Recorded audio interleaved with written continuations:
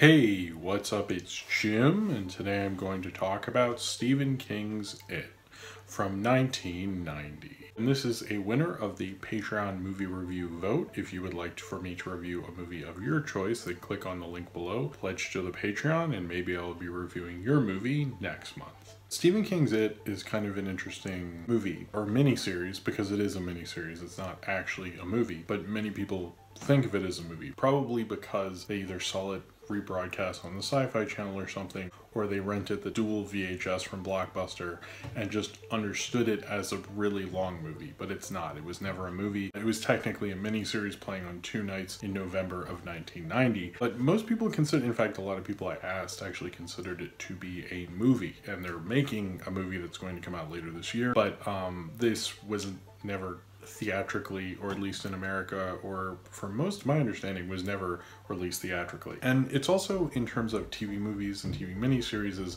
not made it a real highlight time. It was during the event series. It misses the kind of big major creative boom of TV movies of the 70s and 80s, and it's actually past when horror filmmaking was really during its peak. So it's any wonder that this film has had the kind of cult audiences it has, and how it scared so many people. Probably because your Halloweens and Friday the 13th and such, those are rated R. It was able to play on primetime TV in 1990, so obviously, like, if you have any sort of interest in Stephen King or horror, you're able to watch it no matter what, because it is broadcast on ABC, a mainstream TV network. This is before HBO and people were really trying to push the envelope, although this was considered pushing the envelope at the time, often compared to how Twin Peaks was bringing more cinema to television, which is kind of interesting, especially considering where we are now. But is it kind of a nostalgia piece where it scared you as a kid, and so it keeps scaring you because of those nostalgic memories of being scared by Pennywise and things like that? Or is it actually scary? And I think it's more of an interesting kind of weird miniseries than it is maybe a hugely scary, terrifying film, but I still find it kind of interesting, particularly in how they actually adapted this and even got it to work and be as watchable and as interesting as it is, despite being like hugely flawed and kind of in a weird period of history, which it definitely reflects, while also being its own really strange, unique thing. Pennywise the clown, who is terrorizing a town of children and ends up taking the kid Jonathan Brandis plays younger brother named Georgie, basically killing him, and then after that Jonathan Brandis and his friends, played by, among other people, Seth Green and a bunch of other kids called the Loser Kids or the Lucky Seven, and they eventually defeat Pennywise and decide that they will come back if Pennywise ever comes back, because they sort of kill him. It's kind of like, I mean, he's pretty much dead, but just in case he comes back, let's just make a promise. And they do, and then 30 years later, most of them are insanely unrelatably so successful, and they come back to defeat it, which is Pennywise. This was directed by Tommy Lee Wallace, who's probably not the most known horror director, but he did direct Halloween 3 Season of the Witch, and actually edited both the original Halloween and The Fog, which, if anything, as a filmmaker, you should give him credit for being an amazing editor, as I like the editing in both those films, and he's kind of a John Carpenter devotee, which I probably should have thought about before wearing this t-shirt here, but whatever. The thing about Halloween 3, which is his piece I'm most familiar with, other than his editing, of course, is that Halloween 3 is not a movie I like, really, but it is a film I think about a lot. It's an interesting film. It's a film that I can discuss and argue with people quite frequently. And I don't think Tommy Lee Wallace is like a hack or something like that. I actually think he's very smart in how he directs things, and he can actually have a very unique vision for a director I don't care very much about. And I think Stephen King's It definitely works because of that. Certainly would I have liked to have seen a John Carpenter, or who they originally wanted to direct this, which was George Romero, but unfortunately because of scheduling conflicts, he could not do so. Yes, I would have liked that a lot more. Much like with the new It, I would have liked the original director to have done that one as well. But I think he found a way to get this to really work, because I think this could have been a huge failure. And even Stephen King himself, who was not really involved in this, did not think this could work, as this movie is based on a book that's like 1,138 pages, cut down to about 190 minutes. So that's pretty intense in terms of adaptation. Even Stephen King admits that this movie works pretty well, especially because it has a lot going against it. And I think Tommy Lee Wallace understood how to do it, and he apparently didn't even read Stephen King's It. He just tried to make the movie out of the screenplay he had, which I thought was actually really smart, and kind of shows its uniqueness of it. When I read more of the things that happened in the book that didn't happen in the movie, some of them are alluded to, which is interesting that he says he hadn't read the book until after he made the movie, but whatever. But I think it was just kind of insinuated in the script, which he actually helped write.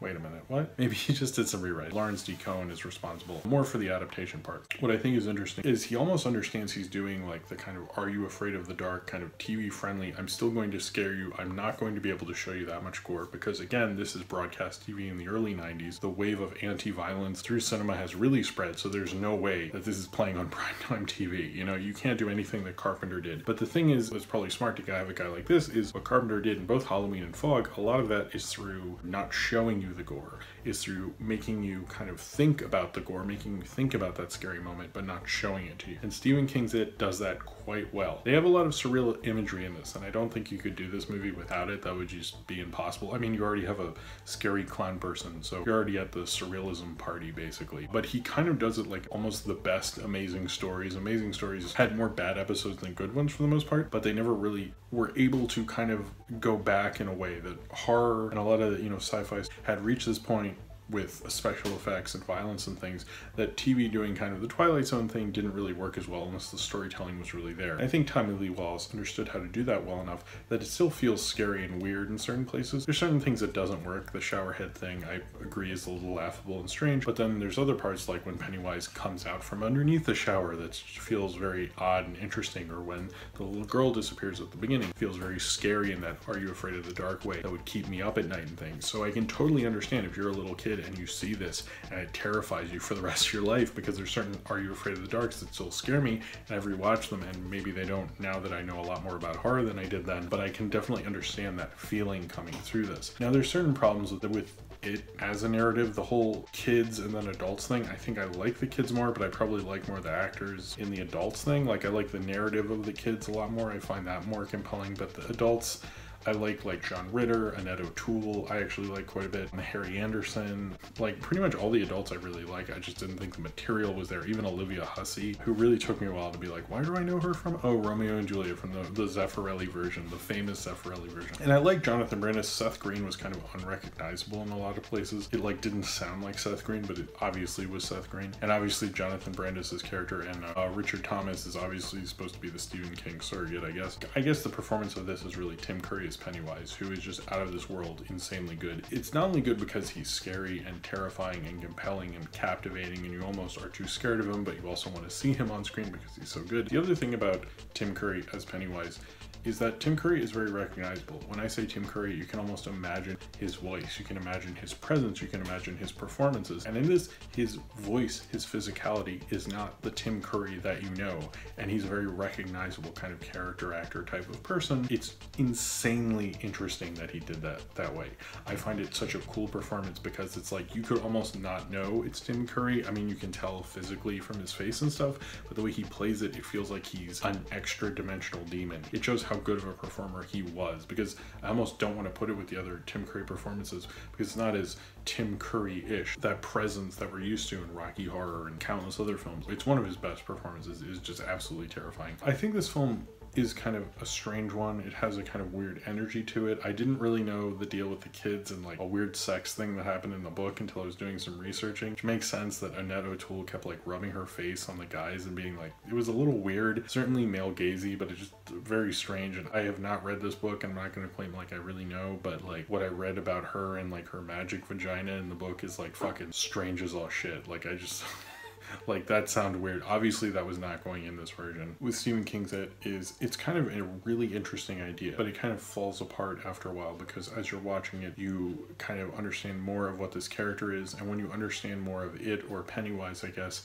the less interesting that is. And that's kind of a problem with horror overall, is the more you understand something, the more you understand Michael Myers or Jason or whoever, the less scary it is. And certainly that's part of the narrative, and showing them grow up and deal with consequence and trauma as a child, and dealing with, you know, childhood trauma, almost kind of a metaphor for molestation in a little bit of a way, which I totally get, and I think this film actually does rather well, but it still feels like a horror narrative that kind of runs out of steam because it tries to over-explain things, and it would have been more interesting when Pennywise dealt in the abstract and less when you understand it as a weird spider creature, which I'm like, okay, I mean, that's cool. It felt very Quartermass in certain ways, but I didn't love that as much as I loved the early parts. And it would have been cool for them to actually have a fight with Pennywise, not so much this spider monster. I know that was in the book and so forth and all that, but I just didn't like it as much. It also makes me interested in like what was going on at ABC like in 1990. 1990 that they had this in Twin Peaks. Like, that just doesn't feel like the TGIF that I grew up with, really. It feels like they were trying to at least do interesting stuff. And this is a very interesting kind of TV movie adaptation, because it is past when you had your Bad Ronalds and Don't Be Afraid of the Dark and things like that, like the really interesting TV movies of the 70s. But it still feels very interesting, and it doesn't feel as hokey and as dated as things like The Stand would later. It actually holds up remarkably well for its time period, which is not a time period where a lot of people are going to want to review and talk about TV movies or TV miniseries from 1990. Most of us, when we watch them, are like, yeesh, why was I so into this? And now I understand why it's obscure. It and Tim Curry has managed to live on. It says a lot about Tommy Lee Wallace as a filmmaker in this adaptation, and seriously, Stephen King says it kind of works on its own. It works aside from his book, and I think he knew it was just a terrible monster to adapt, so there was like no way they could have even done it correctly. And it seemed like he had a more open mind towards treating this one than he did with The Shining, but I know he goes back on a lot of those opinions, so if you have a different quote than I read, then fine, I'm sure. It shows kind of what you can do with TV and suggestion, and the idea of not showing violence. And at a time like, sure, there's films at this time that get unfairly kind of maligned, certainly like a film like Pin, which I really like, which is not of this era and doing more of the suggestive thing, doing more of kind of a classier, kind of more interesting horror drama kind of storytelling, and I think it does that really well. And Tommy Lee Wallace played in that world and understood the kind of film he was making, and that's why it works so well. If this was muted or muted down, I understand people who love the book don't like this adaptation, but if you look at the adaptation for what it is and what it's trying to do, I think it is actually fairly successful. It doesn't scare me. I only filmed this at night because I thought it would be cool and I look like shit today. But I understand if you were a kid, if I was like 7 or 8 and I saw this, it would keep me up at night. You know, certainly it's Stephen King's creepy clown story or whatever, but I think it actually kind of has some fun with that narrative. It has some fun with that story, has fun with even the metaphor it's playing with. It shows a great horror storyteller, and certainly it didn't really flesh out what it's doing with that, and to my understanding has some creepiness in that and so forth. But I think there's a lot going for this. There's almost enough going for this that the things I don't like, I kind of like, I don't know, I kind of am glad I saw Stephen King's It. Glad you guys voted on it and all that stuff as well. I actually really like seeing this. I enjoyed going into it. It's not a perfect film, certainly, but I think it actually holds up and has a lot of strong filmmaking for it. And this might be a case for Tommy Lee Wallace that I've also heard for Halloween 3 from the defenders of that film. I could see also applying to this because he has an interesting, strange vision, and he's a weird enough guy to actually get something like this to work, which sounds like something that should never work and works way better than it should because it understood the kind of adaptation it was doing to the story and how to play with that. As long as you understand the kind of adaptation you're doing, it's one of the kind of successes of art, is not what you're doing with it, but how you do it. And I think that's what it does rather well. And also, you know, an amazing performance by Tim Curry, having John Ritter and the like, and all these people in there having a great cast and really playing with it. Tommy Lee Wallace would later say he didn't think he adapted this well and he could have done a better job, and particularly the first part is stronger. And sure, I agree with parts of that since I haven't read the book and stuff, but I think what he did with making this TV movie for its time, it's actually like holds up 27 years later, is pretty remarkable. I think it holds up well. I understand if you get scared with this, if you're not a huge horror fan, it's actually kind of a nicer, lighter horror film to get into, and also uses a metaphor and shows you horror is supposed to represent something more than just having a spooky clown in there. He could have just had a scary clown and be, you know, this sadistic clown and creepy and ooh and stuff like that, but it is actually trying to say something about trauma and growing up with that trauma and dealing with those things is actually quite interesting. And I think this film does it all rather well, especially within the adaptation that it's trying to do it in. So if you have seen Stephen King's It and you would like to talk about it, then comment below in the comments and subscribe if you would like to. I am currently in England, in a place where I'm staying, and I wanted to shoot this here because I didn't get to before I left. So that's what's going on here. I don't think I'll shoot. It's kind of a cool background, right, with the light. I was just like, let's go for it. Anyway, if you would like to pledge to the Patreon and have me review a movie of your choice, then click on the link below and pledge, and maybe I'll be reviewing your movie next month. Yeah, first review I've ever done in England, so that's kind of cool. For Stephen King's It, which is obviously a film everyone thinks of when they think of this country. I don't know. Anyway, thank you very much for watching, and I hope to see you next time.